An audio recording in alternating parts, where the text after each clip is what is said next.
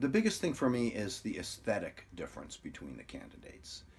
Frankly, I mean, I think that just one candidate is represents everything that I find ugly, and the other candidate doesn't.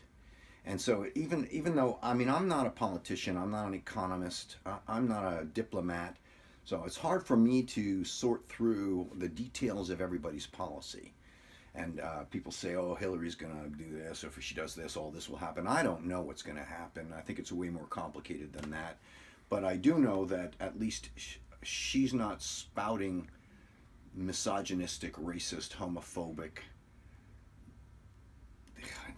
garbage all the time. And his personality and character and demeanor are so offensive to me that that to me is it's a really a question of what do we want how do we want the country to be represented, especially to the world. And I think, frankly, I think Trump would be a catastrophe in terms of public relations and international relations.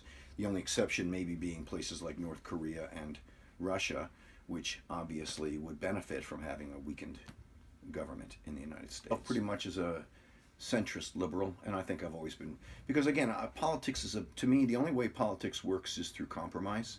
If you got a two-party system, you can't just dig in. Like the Republicans now threatening not to vote on any Democratic Supreme Court candidates. That's the end of democracy. I'm sorry, the polarization is poison to a democracy, because you gotta compromise is where it's at. I don't know why people think compromise is such a bad word.